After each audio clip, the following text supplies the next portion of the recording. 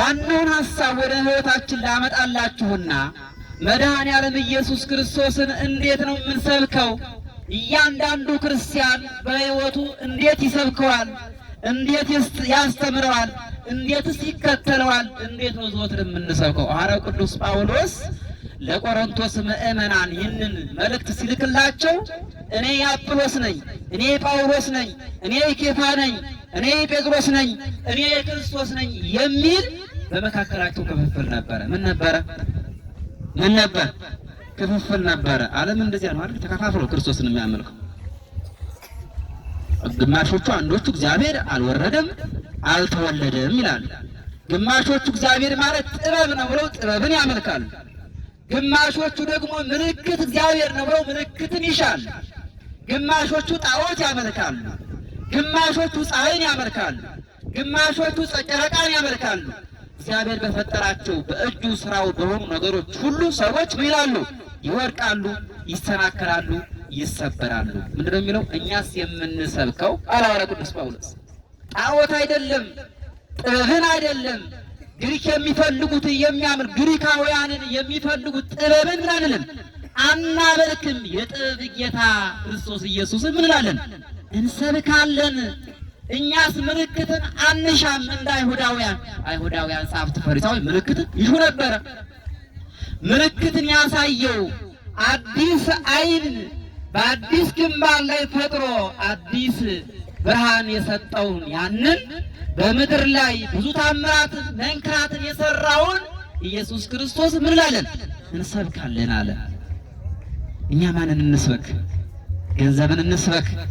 መከፋፈልን እንስበክ? መጠላላትን እንክፈት?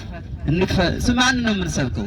ስንቱ ነው ባለም ስታዩ አንዱ የዘር ግድግዳ ያቆማል፣ አንዱ የመለያየት ግድግዳ ያቆማል፣ አንዱ የፖለቲካ ግድግዳ ያቆማል፣ አንዱ የወንዝ ግድግዳ ያቆማል፣ አንዱ የስልጣን ግድግዳ ያቆማል፣ አንዱ የውበት ግድግዳ ያቆማል፣ አንዱ የጉልበት ግድግዳ ያቆማል፣ አንዱ ኃይል አለ ብሎ ኃይሉን ይመካል።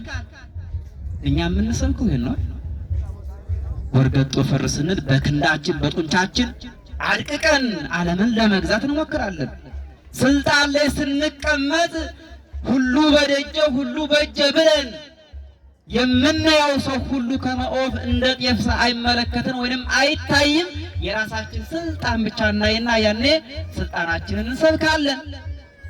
አንዱ ገንዘብ ካለኝ በገንዘብ ሁሉ ነገር ማድረግ እችላለሁ፣ አዝዛለሁ፣ እገዛለሁ፣ እነዳለሁ ብሎ ስልጣን ገንዘቡን ያመልካል። አንዱ ደግሞ እንደዚሁ ዘር አለኝ፣ ወንዝ አለኝ፣ ቦታ አለኝ፣ ምድሩ የኔ ነው፣ ርስቱ የኔ ነው፣ ጉልቱ የኔ ነው፣ ከታላቅ አባት እወርዳለሁ፣ እወለዳለሁ ብሎ በታሪኩ ይኮራል፣ ታሪኩን ይሰብካል። ዓለም በዚህ መልኩ ነው የሚሰብከው። ሐዋርያው ቅዱስ ጳውሎስ መከፋፈልን፣ ሟርትን፣ ጥንቆላን፣ ዘረኝነትን፣ ወንዘኝነትን፣ ስልጣን ጥመኝነትን ከተመለከተ በኋላ እኛስ የምንሰብከው ኢየሱስ ክርስቶስን ነው አለ። ማንን ነው የምንሰብከው? ክርስቶስ ዘር አልመረጠም። ክርስቶስ ነጭ አላለም። ክርስቶስ ጥቁር አላለም። ክርስቶስ እኔ ከናዝሬት ነው የወጣሁት ናዝሬትን ብቻ ላድን አላለም። ሕዝብና አሕዛብንም አንድ ለማድረግ ራሱን እየደከመው ሩቅ መንገድ ተሻግሮ ሳምራዊንና ናዝራውያን ከተሞችን በራሱ በአንድነት አጽንቶ አንድ አደረጋቸው። እግዚአብሔር ይመስገን። እስኪ የተለያየው አንድ ያደረገው። ስለዚህ እኔ ክርስቶስን እሰብካለሁ አለ ሐዋርያው ቅዱስ ጳውሎስ። ክርስቶስ ዘረኝነትን አልሰበከም። ክርስቶስን መለያየትን አልሰበከም። ክርስቶስ ጥላቻን አልሰበከም። ክርስቶስ የሰበከው ምንድነው ካላችሁ የመጀመሪያው ፍቅር ነው የሰበከው። ምንድነው የሰበከው? ፍቅር ሳቦ ለወልድ ኃያል መንበሩ ወአብጽሖ እስከ ለሞት በሉ። አባ ሕርያቆስ ሊቅ ታላቁ ሊቅ ይህንን ቃል የክርስቶስ ፍቅር ልዩ መሆኑን ያ ፍቅር ደግሞ ከሰማይ ወደ መሬት እንዳወረደው ማውረድ ብቻ አይደለም፣ እስከ ሞት ድረስ ራሱን ሰጥቶ የሰው ልጅ እንዲወድ ያደረገው ስለሆነ ፍቅር ሳቦ ለወልድ ኃያል መንበሩ ወአብጽሖ እስከ ለሞት አሉና ይህንን ቃል ተረጎሙ። እግዚአብሔር ይመስገንላቸው ስለ አባ ሕርያቆስ። እግዚአብሔር ወደደን። ሰው ሲወድ በገንዘቡ ሊወድ ይችላል። ሰው ሲወድ ርስት ጉልቱን ሰጥቶ ሊወድ ይችላል። ሰው ሲወድ ርስቱን ጉልቱን ለማን ያካፍላል? ለልጁ ያወርሳል። እግዚአብሔር ግን ሰውን የወደደው በምንድን ነው ካላችሁን፣ ስጋውን ቆርሶ ደሙን አፍስሶ የሰው ሊወደደው። እግዚአብሔርን አመስግኑ። በእውነት ከዚህ የበለጠ ፍቅር አለ? ራስን ከመስጠት የበለጠ ፍቅር አለ ወይ? ወንድምህን ብትወድ፣ ልጅህን ብትወድ፣ አገርህን ብትወድ፣ ማንኛውም ነገር ብትወድ ራስህን ሙት ብለህ የምትወደው ነገር አለ እንዴ? የለም። እግዚአብሔር ግን አደረገው ማለት አደረገው። ተቀዳሚ ተከታይ የሌለው አንድ ልጁን ልኮ በልጁ ደም ፈሳሽነት ዓለም ተቀደሰ። እግዚአብሔርን አመስግኑት። ዓለም ተቀደሰ። ሁለተኛው ክርስቶስ ያስተማረን ትዕግስትን ነው። ምን አልኳችሁ? ትዕግስትን ነው። እንደ ወንድም ሲሰድብህ፣ ወንድምሽ ሲሰድብሽ ስንቶቻችን በትዕግስት የወንድሞቻችንን ፍቅር እናሳያለን? ክርስቶስ ግን ልብ በሉ፣ እየደበደቡት እየገረፉት በራሱ ላይ የእሾህ አክሊል ላስቀመጡለት ስጋው አልቆ ደሙ አልቆ ነጭ የሆነ ነገር እስከሚወጣ ለገረፉት ለጠላቶቹ ለጸሐፍት ፈሪሳውያን ለጥምር ጦሩ ለነበረው ሲገፉት ቀኑ ሙሉ አውለው ያ ስጋው ተቆራርጦ አልቆ መሬት ላይ ወድቆ አርፎ ስጋው ወርዶ ደሙ ወርዶ ምድርን አፍስሶ ወይንም ምድርን አጥግቦ ደሙ አልቆ የመሰለ ነገር እስከሚወጣ ድረስ የገረፉትን ጸሐፍት ፈሪሳውያን አባት ሆይ እግዚአብሔር አምላኬ ሆይ በፈጠረው ማለት በለበሰው ስጋ ወደ ባሕርይ አባት ወደ እግዚአብሔር አብ እባክህን የሚሰሩትን አታውቅምና አያውቁምና ምን በላቸው ይቅር በላቸው ብሎ የጸለይላቸው ለወዳጆቹ ነው ለጠላቶቹ? ለማን ነው? ከዚህ የበለጠ ምን ፍቅር አለ? አሁን እናንተ እኛ ወረጁ እንኳን ጠላት ለሆነ ሁሉ ለወዳጅ ለወንድሞቻችን እኮ እንደዚህ አንጸልይ። እግዚአብሔር ግን አደረገው። ጠላቶቹ ሆነው ጠላቶቹን ወዶ ለገረፉት፣ ለሰደቡት፣ ላንቋሸሹት፣ ምራቃቸውን ለተፉበት ለጸሐፍት ፈሪሳውያን በቅናት አሳልፈው ለሰጡት ጌታ እግዚአብሔር ወይ ይቅር በላቸው፣ ኃጢአት አታድርግባቸው ብሎ ጸልየላቸው። ስለዚህ ክርስቶስ ትዕግስትን አስተማረን።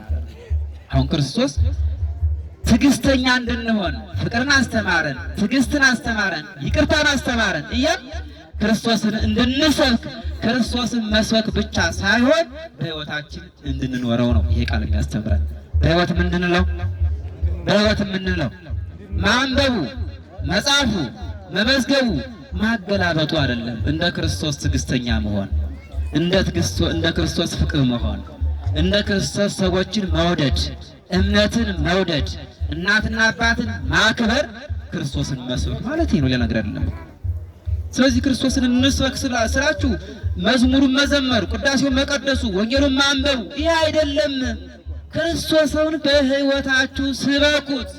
ስለ ክርስትና ማወቅ፣ ስለ ክርስትና መተርጎም፣ ስለ ክርስትና ሕይወት ማንበብ መጻፍ ያ ሁሉ ትርጉም የለውም። ያ ሁሉ ትርጉም የሚኖረው ያንን ሕይወት ስንኖረው ነው። በምን ስንኖረው? በሕይወት ስንኖረው። ክርስቶስ እኮ ኖረው።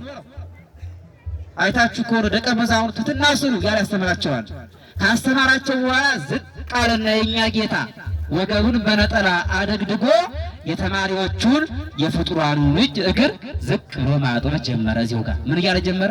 ማጠብ ጀመረ። ስለዚህ በተግባር በሕይወት መኖር ማለት የሰማነውን መኖር በተግባር መስራት ማለት ያ ነው ክርስቶስን መስበክ ማለት።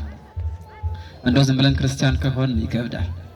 ክርስቶስ መባልማ እኮ ማንኛውም ማመንማ እኮ አጋንንትም እኮ ያምናሉ ይላል መጽሐፍ። አጋንንት እግዚአብሔር ሰማይን እንደዘረጋ እነሱንም እንደፈጠረ ያምናሉ። ግን ያመኑትን ክርስቶስ ወይም እግዚአብሔር ደግሞ ምን አይሉ አይኖሩትም ነው። አሁን እኛ ችግር ምን መሰላችሁ? መናናን እምነት አለ አይደለ? ታምናላችሁ? ታምኑ በማን በእግዚአብሔር። ምን አለባችሁ የምታምኑ? ሰማይን ፈጠረ፣ ምድርን ፈጠረ፣ እኛንም ምን አለ ፈጠረ። እኛንም ይመግባል፣ ያስተዳድራል፣ ይመራል። ሁሉ በእጁ ሁሉ ወደ እጁ የሆነ ቢሰጠው የማያልቅበት ባለጸጋ ማን ብቻ ባኪት ምንላችሁ? እግዚአብሔር ብቻ። ባዕር ዘይሬክህዎ ስዩም ዘይሰይምዎ ሁሉ እሁዝ ውስተ እዴሁ ይላል። ሁሉ በእጁ ሁሉ በደጁ ቢሰጠው አለቀ የማይል አንድ ምድራዊ ባለጸጋ ቢሰጠው ቀላል ታስታውሳላችሁ? አንድ ባለጸጋ የእግዚአብሔርን ቸርነት የእግዚአብሔርን ፍቅር ሀብቱ ጸጋው ንብረቱ የእግዚአብሔር መሆኑን አወቀና ገንዘቡን እየሸጠ መስጠት ጀመረ። ሲሸጥ አለቀ። ነዳያን መጡ። ምናችሁ ነው አላቸው። አይ ገንዘብ ሰዓለ ተብለን ነበር የመጣ ነው። ገንዘብ የማለቀ ምን ነው አሉት። እኔ ሽጡና ምን ሆነኝ ተካፈለኝ። ክርስትና ሲገባ እንደዚህ ነው የምንሆነው። ራሳችንን እንሰጣለን፣ ራሳችን እንሸጣለን፣ ራሳችን ባዶ እናደርጋለን።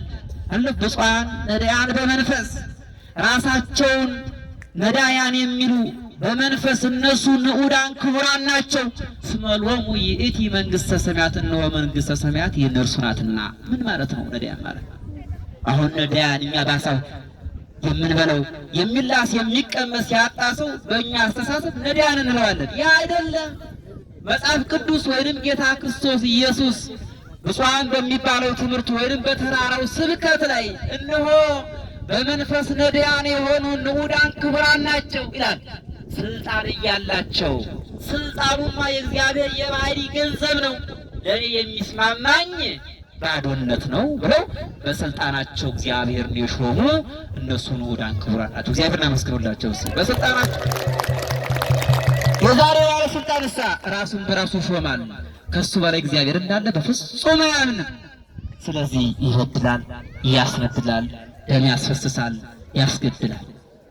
ስልጣኑ የማን ነው ከተባለ ስልጣኑ የእግዚአብሔር እንደሆነ አያምንም፣ አይቀበልም ማለት ነው። ብፁዓን ነዳያን በመንፈስ እነሆ ሀብት እያላቸው ንብረት እያላቸው ሀብቱማ ንብረቱማ እነሆ የእግዚአብሔር የባህሪ ገንዘቡ ነው፣ ለእኔ የሚስማማኝ ድህነት ነው፣ ባዶነት ነው፣ ብቻዬን ከእናቴ ራቁቴን ነው የወጣው ብለው በሀብታቸው በንብረታቸው እግዚአብሔርን የሚሾሙ ንዑዳን ክቡራን ናቸው ብለው እግዚአብሔርን የሚያከብሩ እነሱ ንዑዳን ክቡራን ናቸው። እግዚአብሔርን መንግሥት ምን ይላሉ?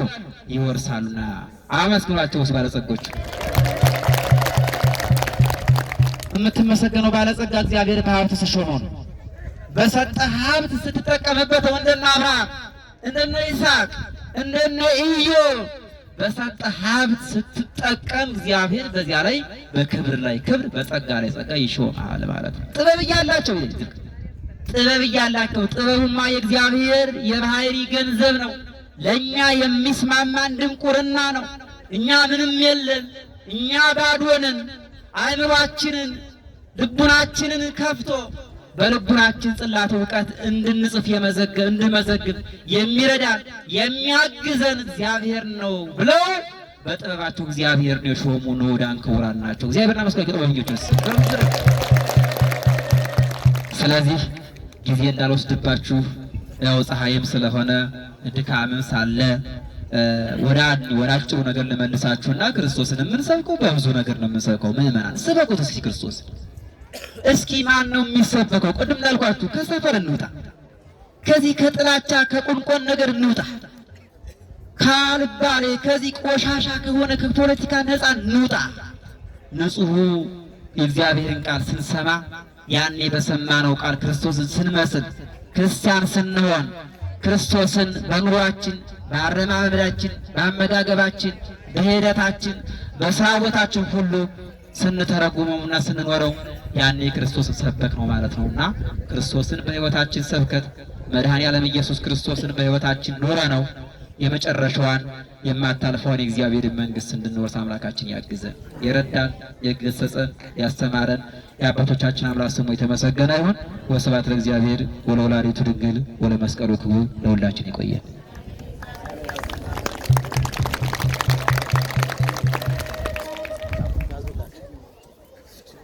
በመምህራችን ላይ አድሮ ያስተማረን የመከረን የገሰጸን የአባቶቻችን ፈጣሪ እግዚአብሔር ስሙ የተመሰገነ ይሁን። እንዲሁም የራቀውን አቅርበው የረቀቀውን አጉልተው ያልተመለሰውን መልሰው ያልተመሰለውን መስለው ላስተማሩ መምህራችን ቃለ ሕይወት ያሰማልን፣ መንግሥተ ሰማያትን ያወርስልን፣ የአገልግሎት ዘመናቸውን ያርዝምልን። ደግሞ እኛ ደግሞ በዚህ በተማርነው ትምህርት 30 60 100 ፍሬ እንድናፈራ እግዚአብሔር መልካም ፈቃዱ ይሁን።